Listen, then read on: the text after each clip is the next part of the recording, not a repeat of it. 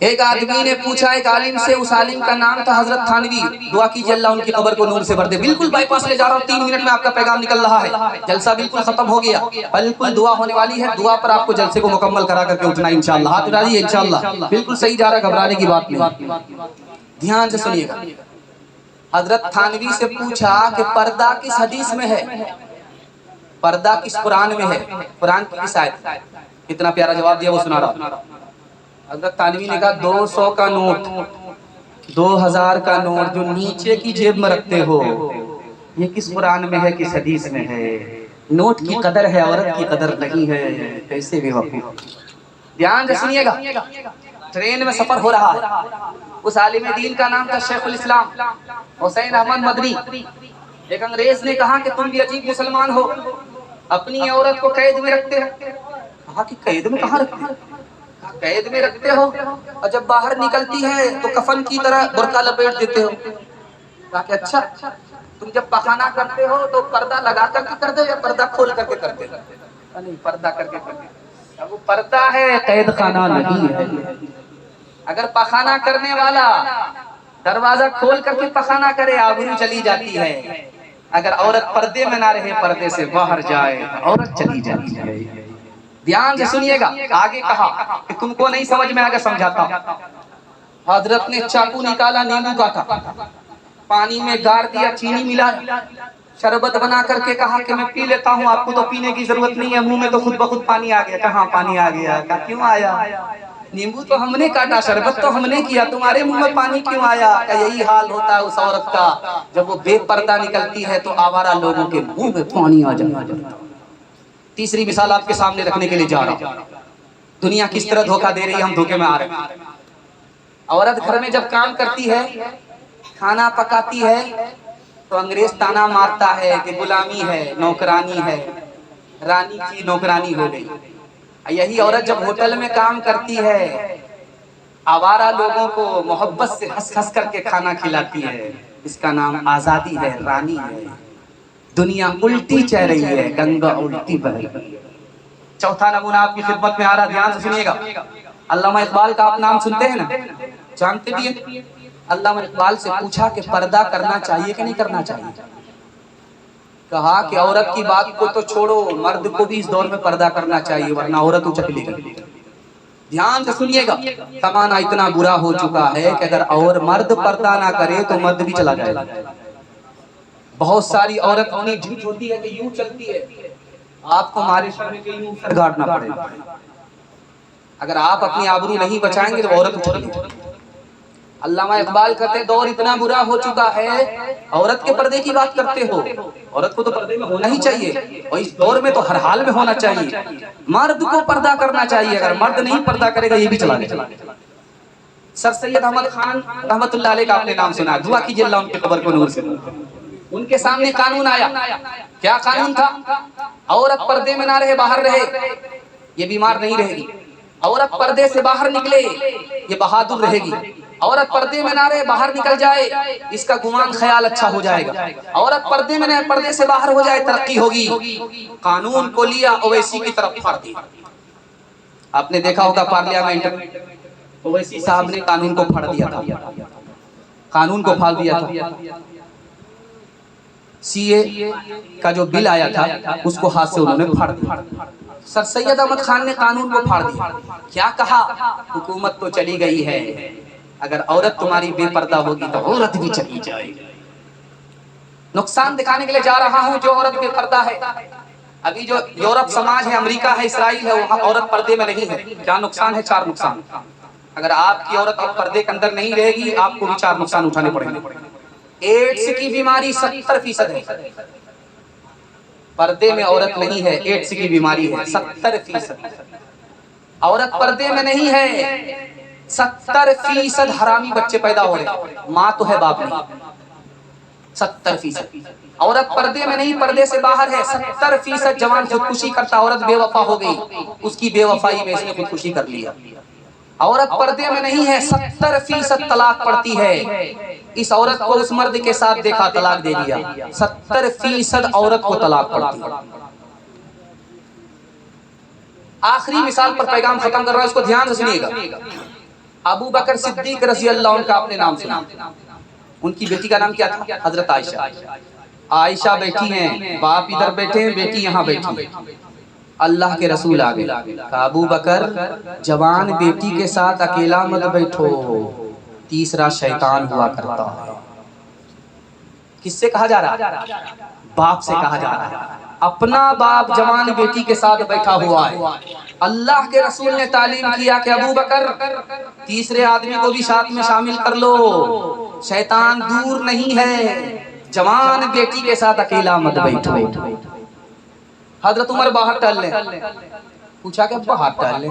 کہ میری بیٹی اندر حفصہ بیٹھی ہوئی ہیں، گھر میں بیوی نہیں ہے، وہ اکیلی ہے، جوان بیٹی کے ساتھ اکیلا کیسے بیٹھوں، شیطان بیچ میں ہے، اس لیے گھر سے باہر نکل گیا، گھر میں بیٹی۔ تیسری مثال آپ کے سامنے رکھنے کے لیے جا رہا ہوں، ہندو دھرم کی کتاب ہے مہا بھارت، اس میں لکھا ہے کہ باپ اپنی جوان بیٹی کے ساتھ اکیلا نہ بیٹھے، باپ اپنی بیٹی کے ساتھ اکیلا نہ بیٹھے، بھائی اپنی جوان بہن کے ساتھ اکیلا نہ بیٹھے، بیٹا اپنی جوان ماں کے ساتھ اکیلا نہ بیٹھے۔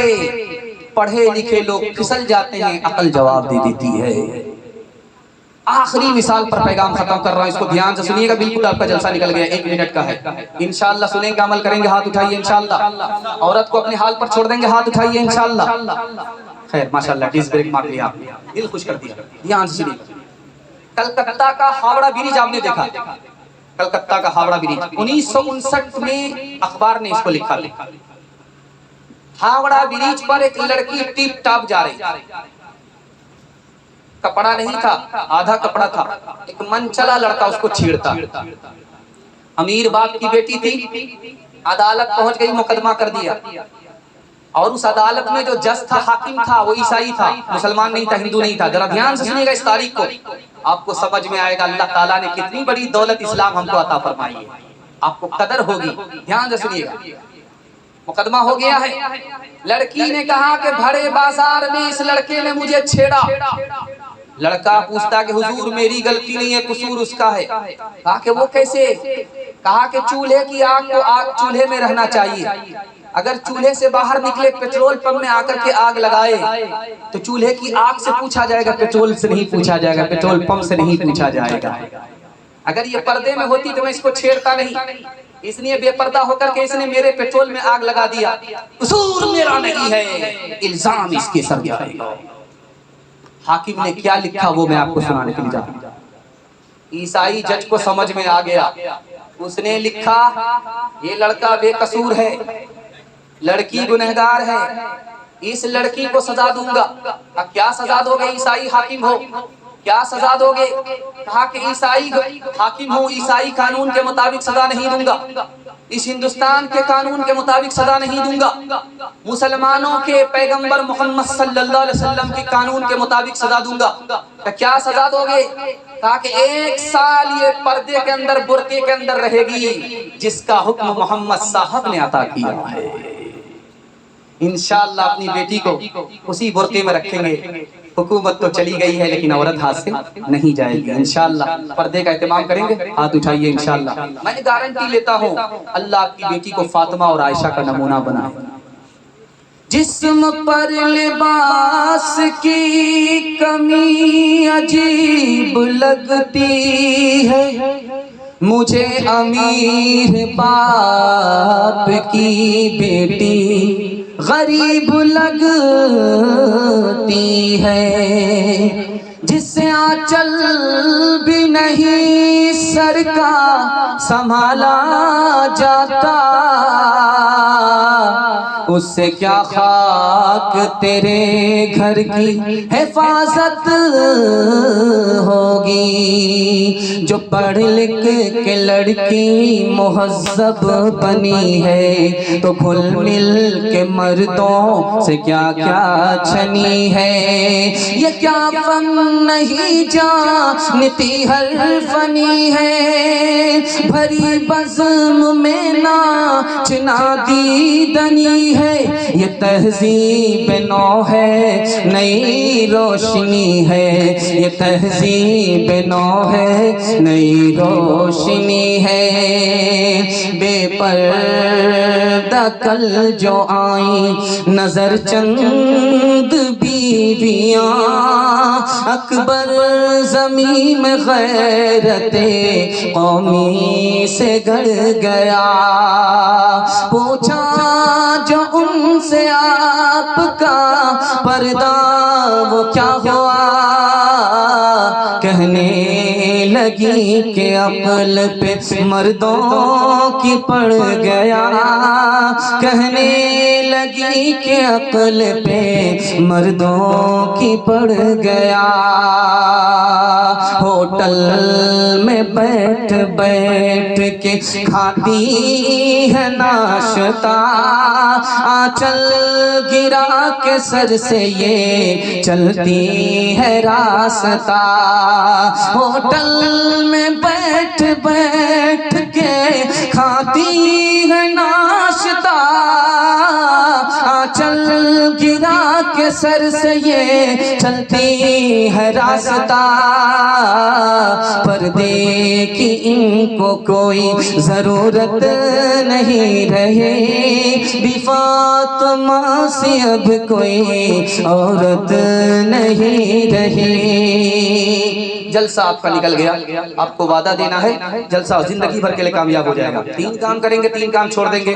میں گارنٹی لیتا ہوں آپ کے گھر میں کبھی مصیبت اور آفت نہیں آئے گی انشاءاللہ اللہ کی عبادت کریں گے ہاتھ اٹھائیے رسول اللہ کی اطاعت کریں گے انشاءاللہ مخلوق کی خدمت کریں گے انشاءاللہ 3 کام چھوڑ دیجئے آپ کو جھاڑ پھونک کرانے کی بھی ضرورت نہیں پڑے گی گناہ چھوڑ دیجئے آپ کو جھاڑ پھونک کی ضرورت نہیں ہوگی حرام کمانا چھوڑ دیجئے آفت نہیں آئے گی غلط ماحول سے نکل جائیے آفت نہیں انشاءاللہ گناہ نہیں کریں گے غلط نہیں کمائیں گے غلط ماحول میں نہیں جائیں گے نہ کتابوں سے نوازوں سے نظر سے پیدا دین ہوتا ہے بزرگوں کی نظر سے پیدا نہیں سیکھا انہوں نے دین رکھ کر شیخ کے گھر میں پلے کالج کے چکر میں مرے صاحب کے دفتر میں تھکے کے چکر میں تو روٹی بھی گئی بڑی شیخ کی طاقت میں تھے تو چھوٹی بھی گئی نہ مانی بات وائس کی پھر پتلون کے چکر میں تو لموٹی بھی گئی وآخر دعوانا الحمدللہ رب العالمین دعا کر لیجئے اللہم صلی علی سیدنا حبیبنا شفیعنا و مولانا محمد